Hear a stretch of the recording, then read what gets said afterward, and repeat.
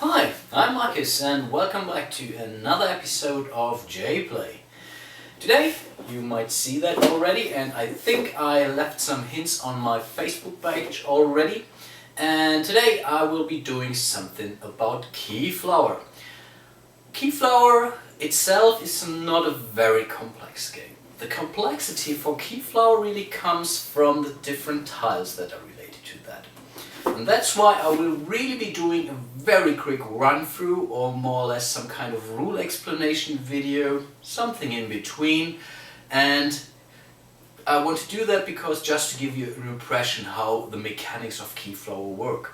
Because really giving you an explanation of all the rules that comes with all the different tiles in Keyflower and all the nice little components that come with it doesn't make sense. So I make it quick and simple, hopefully, to just give you a good impression of the game itself. Yeah, and I think next time I will really be doing or aiming for a full playthrough series again. I'm not so sure what I will be doing, but really keep looking out for that. And yeah, hope you enjoy Keyflower until then. Keyflower really comes with a lot of stuff. There are resource stones, there are the tiles for the village, starting player tiles, home tiles, ship tiles, ability tokens, over 140 worker meeples. You have these houses where you can keep your resources hidden from the other players. There's this little nice waving little yellow starting player meeple. So really a lot of stuff that ships with Keyflower. Let's quickly do a setup for a two-player game of Keyflower. First of all, you put all the colored workers in the black back here. So really keep the green ones out, because right now you only will draw colored workers from the back. So each player now draws at random a home tile. So one for player A and one for player B. And the player with the lowest number will be the starting player for the first round and gets the purple meeple. Additionally, each player gets a nice little house, and really look at them, how nice they are. So they also have an inside and are furnished and so on. So I really love that. Let's look at the stack here. That's very lovely. So this is only for the players to hide their resources, their workers and their abilities or their skill tokens from the other player. Then each player draws at random 8 workers from the back, so like this. And of course keep them hidden from any other player, because the workers are being used for bids on later village tiles and so on, and also of course use them for the actual work. Now each player should have their screen, their workers and a home tile to start that off. So now let's set up the rest of the game board. Depending on the amount of players, we now will set up the first offering for village tiles, and of course we start with spring, so these are depicted with this little leaf over there.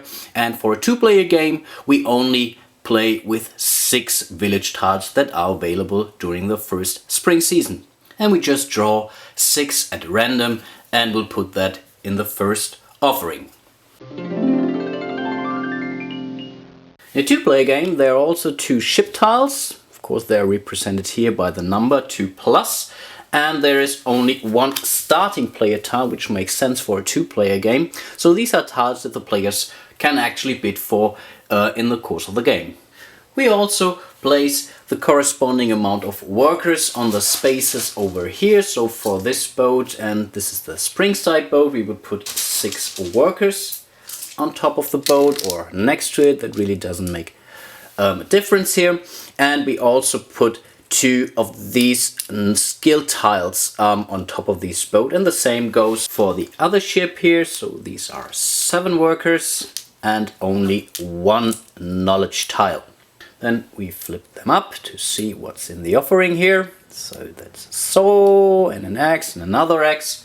So when these ships are ready to rock. And then the first season starts, and of course we start in spring. Now the starting player starts the turn and he can either bid for a tile that's in the offering. He does that like that. So this is representing, hey, I'm bidding 1 worker for this quarryman over here. Or the starting player could also use an actual tile and put a worker on top of that. You can bid for any tile that's in the offering and as well for a starting tile over here. Let's look at the bidding mechanism. For example, the player A wants to go for the quarryman, so he says, I want to bid 1 red worker for this quarryman over here. Next, player B also wants to go for the quarryman, so he would place workers on the opposite side, so basically on his bidding side, so for example like here. Now there are 2 rules to that. One rule is that you only can bid with workers that have the same color as a worker that's on this side or on the tile before. So in this case, player B could only bid red workers here. The second rule for that is that you always have to increase the bid to your offering. And in this case, he would have at least to bid 2 red workers. But of course, you could also go for another 3rd worker, for example. Then it's again player A's turn. He could now decide to either place completely new workers from his screen, for example to this apprentice hole to bid for that, or could let's say use this apprentice hole wherever he like. But he could also remove this worker from this bid over here because he's losing now, and could also place it forever to a new bid for this tile over here, like that. Note, you are not allowed to remove your workers as long as you are winning a bid. So in this case, player B cannot remove these workers there. Then, for example, player A wants to go for this keyword over there. So he would place, for example, wants really to make sure that he gets that. So he goes for 2 workers to bid for this tile. Next, player B also wants to go for the keyword.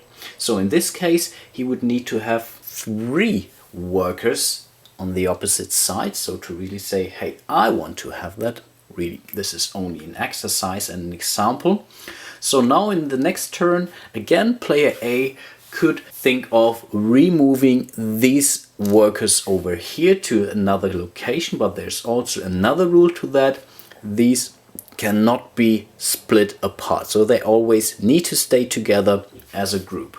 Also, the player A, for example, could increase his bid to say, hey, I want to have 2 workers more on this offering here. So in this case, he would again be in the lead here. And then the other player could think of removing this group over here, of course, keeping them together. For sure, you have to make sure that you have enough workers. So in this example, these are way too many workers for the round 1 or for the spring scenario, but just to give you an idea how bidding and removing workers actually work in Keyflower. Next, have a look at how production works. For once, you are allowed to use all the offerings that are currently for the current season. So for the 6 tiles that are available, you can already use them. For example, like the paddle over here. You can also use, of course, production tiles or tiles that are in your own home or connected to your own home. And you are also allowed to use production buildings from another player, but there is some downside to that. I explain that to you in a second. So how does it work now? For example, he wants to use this paddler over here. So first of all, in this case, he would first need to activate this production building. So he places a work of any color on this paddler here. And next, he's taking 1 yellow worker from his reserve and puts that in the back. And then he would be allowed to grab a green worker from the common reserve. And basically, that's how production works. Of course, there are also rules related to that. For example, if now the next player, or maybe the same player in a later turn, wants to also use this paddler, then you also need to apply both rules. First of all, you're only allowed to use a blue worker in this case, and you have to use more workers than that are already placed on this tile before. So in this case, your next player who wants to activate this paddler would need to place 2 workers on this tile in order to replace a yellow worker with a green worker. Not sure if that makes sense, but that's how the rules work. Additionally, there is a limit on each tile. So on each tile there is a maximum of inhabitants basically that equals the number 6. So basically each tile can be activated 3 times because the next player now would have to place 3 more blue workers to that, and that ends up with 6 workers in total, which is the maximum for this tile.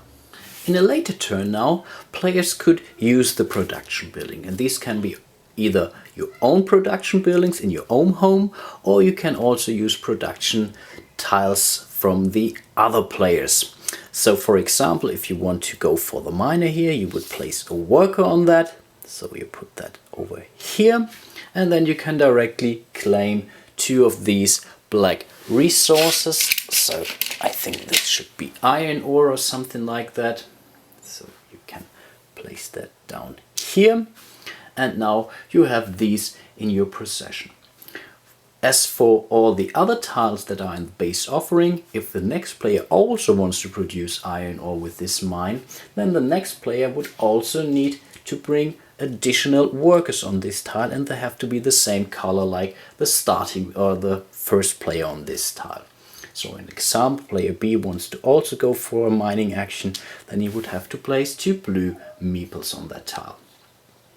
In this case, though, of course, the production or the iron ore will not be placed on this mine here, but instead on the home tile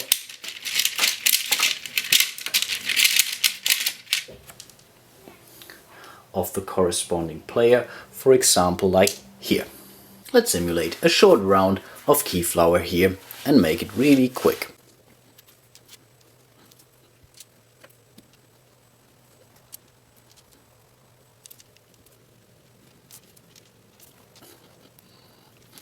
Spring and autumn tiles and most of the summer tiles are allowing an upgrade action, and this is shown on this arrow here. So in this arrow it's depicted what you need in order to upgrade to the next level of this mine over here. So in this case this would be a black skill token here.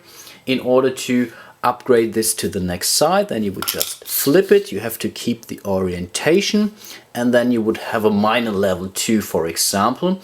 And in this case, the next level 2 miner, the miner would produce 1 iron ore and 1 gold resource instead. For 1 gold is worth 1 victory point by the end of the game, and is also serving as a kind of a joker. So this is definitely some helpful upgrade in this case. And also you see this little number 3 on that, so this mine would also bring you 3 additional victory points by the end of the game. Let's have a look at how transportation works in this game. Transportation of resources is very important because in normal circumstances you need to have the resources in order to upgrade a tile, for example, on the tile where you want to upgrade. So for example, if you want to upgrade your apprentice hall down there, then you would need to have one of these stone items here and 1 wood resource over here, or a yellow resource over here. But first of all you need to transport them down there. And in order to transport them, you need to have the proper transportation equipment like carriages and what's on. And when you start this game, you are very limited. You only have the ability to transport 1 resource 1 field away. So in this case, in order to transport, for example, this stone down here to the apprentice man, you would need to activate your homestead. So you would need to put a worker on this, like this blue one, and then it allows you to transport 1 resource 1 field away. So for example, like here. If you now want to also transport this golden item down there in order to upgrade this one, then in your next turn you would need, for example, to place 2 blue workers on this field here. So this would now allow you to transport 1 resource 1 step ahead. So for example, this gold here down to the quarryman, but still you're not there yet. And then in a later turn you could then decide to place 3 additional workers on this home tile in order to transport this another step down. Of course, there's another possibility to that. And this possibility says upgrade your home tile instead. So in order to upgrade your home tile, you have to have one stone, one wood. You have to have it here. You would need to activate this home. So this is the upgrade icon over here. So this, when activating your home, you're allowed to transport and to upgrade one tile. So, and then, for example, given the example, you have a wood tile, a wood resource and a stone resource on this one, then you can upgrade it to the other side. So you gain 5 victory points, and now you are allowed to transport at least 2 resources 1 field away, or 1 resource 2 fields away, which is definitely better. Of course, there are more powerful tiles in this game, like the stable, which you can upgrade to the level 2, which allows you to transport up to 4 resources 1 space ahead, or 1 resource 2 space ahead, and so on. You get the picture. And also when you upgrade this stable, then you would also be allowed to upgrade 2 village tiles at one by just using 1 of these workers on this stable, which is definitely nice. When each player has passed in a row, then the turn or the round is officially over. The first thing you are going to do is you collect your workers that are on an unsuccessful bits. This example, there are none, but just for, let's say, this example, that player B would have this scenario. So in this case, player A would win this quarryman, and now player B could take this unsuccessful bit back behind his personal screen.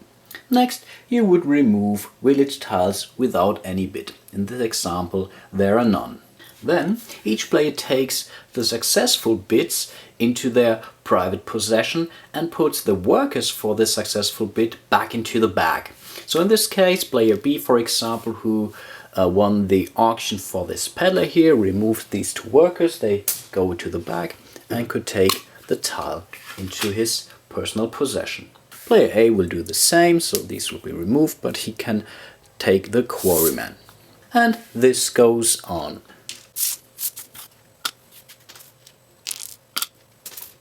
We check who has the highest bid on the starting order tile. In this case, there was only 1 bid from the player B, so he could for once choose the first ship. So he sees the lowest number always gets to choose the ship first, and he would also gain the starting player meeple.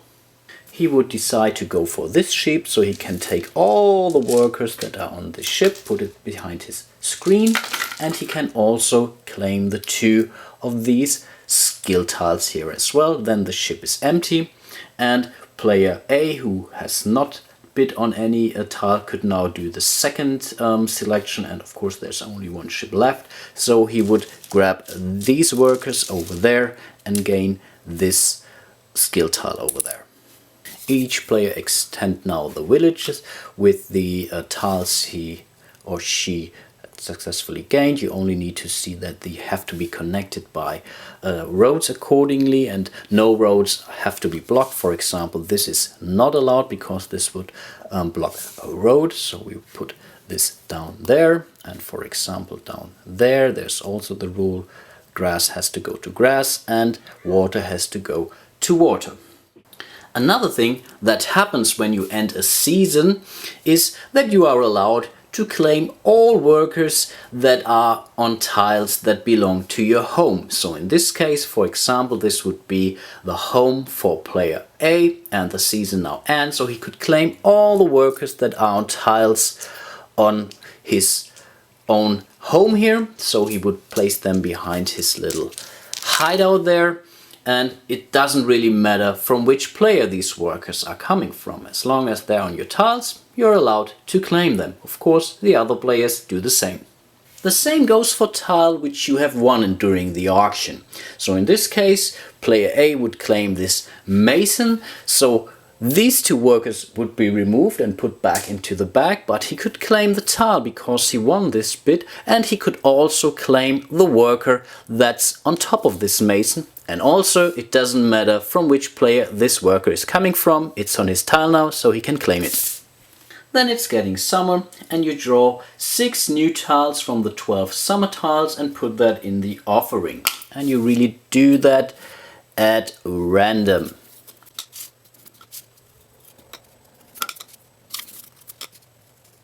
You also populate the 2 ships again with the appropriate amount of workers.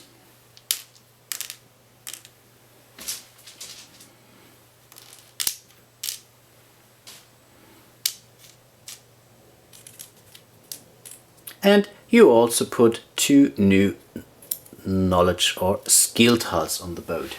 And then the new starting player starts a new round, and again he could go for either bidding for a tile or using a production tile.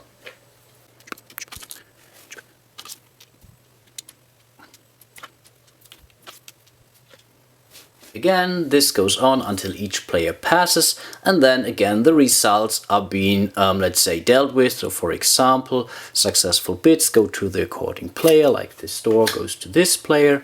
The hiring fare goes to this player. These 2, because they were successful, go back into the bag. This was an unsuccessful bid, so this is going back to the player.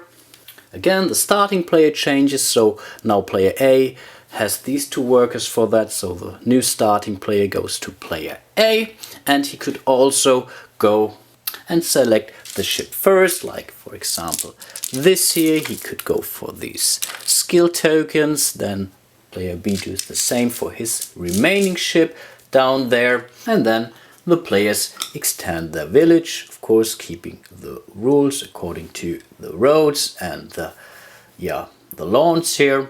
So, and this goes on. Then we have the same routine for fall. So again we will equip the ships, we will put the skill tiles on that, we will place 6 of these autumn tiles there, and the players can either bid for a tile or use tiles either on the offering or in any village. Then it's winter, and winter is different. For once you have to flip everything on the according sides, like the sea bastion goes to this side, so that both tiles should now show the winter side. The ships don't get populated again during winter, so there will be no additional workers and no additional knowledge or skill tiles on these. And now both are showing some kind of an additional victory point condition by the end of the game.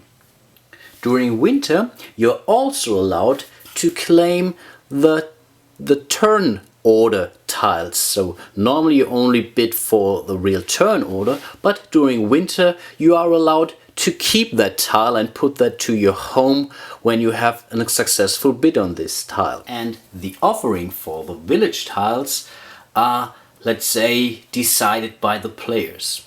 Remember that each player draw 3 winter tiles during startup. Now it's time to place these tiles on the offering. And the players can either decide to place at 1 to 3 of these tiles. It's really their choice. So player could, let's say, give all 3 tiles to the offering because he wants to say, oh, maybe I want to have 2 of them. But the other player could decide to place only 1 tile in the offering. But this is really the minimum. So you have to place at least 1 tile into the offering, and you really decide that on, let's say, your own advantage and maybe also for disadvantage for another player. So if you really want to make sure that player A does not get this village tile down there, then you would just put it placed here on the offering. It will just be discarded. So in this example, during the last round, there would be these 4 tiles available for the players who they can normally bid for and use them at this point in time. Also, if you bid on the starting player tile, then you can still select 1 boat, and remember, you are only allowed to take 1 boat, but of course you could then go for the boat that brings you the, let's say, the most benefit out of that. Though, for example, if you have several of these transportation tiles in your home. For example, you have a stable, you have upgraded your home, then you would rather go for this ship tile because it brings you some bonus by the end of the game. And a player who has more of these, let's say, round trips through your village, then you would go rather for this boat over there. But remember, you only are allowed to take one boat. Then the winter round would start, and again, when each player has passed, then the winter is over and then the final scoring occurs. And this to explain is, let's say, difficult because there are so many different tiles in play that it doesn't make sense to explain that to you. But I show you some generalized, let's say, points to keep in mind. For once, you are eligible to gain all the victory points that are printed here in yellow on these tiles. So for example, these are 13 additional victory points. Keep in mind, if you, let's say, didn't have upgraded the stable, for example, though this would be on the front side, then you still see a little 5 down there, but this only shows you what you could get if you upgrade that. So you don't get that, so as long as you have upgraded that. I think that's pretty clear. Additionally, you gain 1 victory point for each of these gold resources you have somewhere utilized there. So for example, these are 2 additional victory points.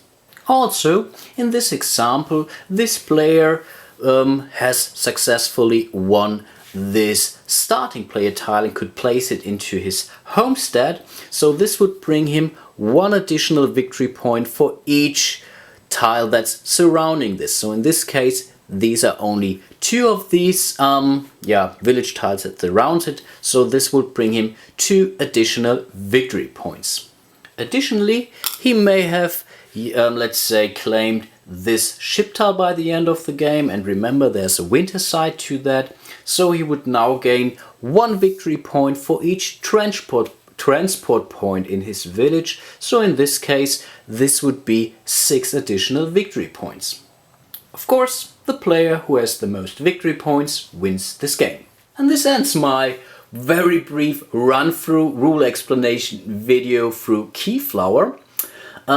I think the core rules are not that difficult, but I think there are really some special rules for each tiles.